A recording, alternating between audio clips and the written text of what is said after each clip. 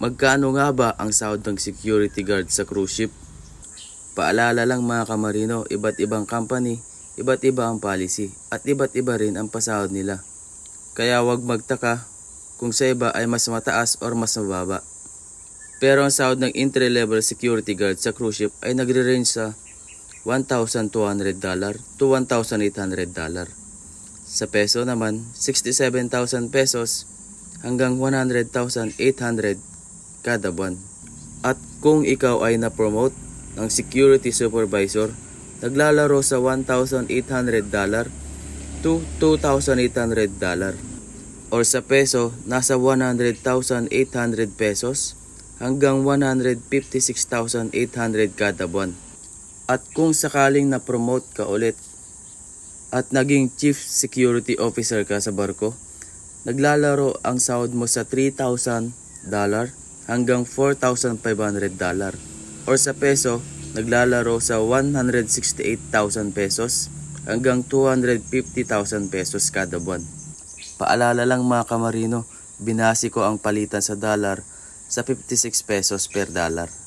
Ano naman ang mga benepisyo ng security guard sa cruise ship? Number 1, libre ang pagkain 3 times a day. Number 2, libre ang tulugan, accommodation or cabin. Number 3, libre ang medical check-up at healthcare habang nasa barko. Number 4, libre ang uniform. Pero depende ito sa company mga kamarino. Sabi ko nga kanina, iba't ibang company, iba't ibang policy. Kaya hindi natin alam kung sa iba ay libre o hindi. Number 5, libre ang bayad ng biyahe at paalis at pauwi or libre ang ticket mga kamarino. Sa iba, may bayad ang overtime. Sa iba naman ay wala. At syempre sa cruise ship may promotion. Lalo na kung magandang performance mo. At syempre malakas ka sa amo.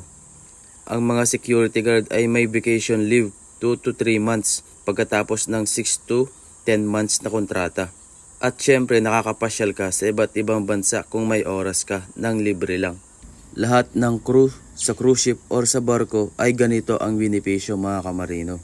Paalala lang ulit mga kamarino, hindi ito pagmamayabang at itong video na ito ay guide lamang para sa mga gustong makapagtrabaho sa barko at nangangarap makapagtrabaho dito. Paalala lang ulit mga kamarino, sabi ko nga kanina sa umpisa, iba't iba ang company, iba't ibang policy at iba't iba rin ang pasahod.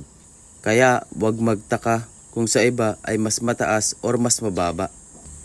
Kaya ano pang hinihintay mo? Mag-apply na kayo mga kamarino. God bless po sa ating lahat at magandang araw sa ating lahat.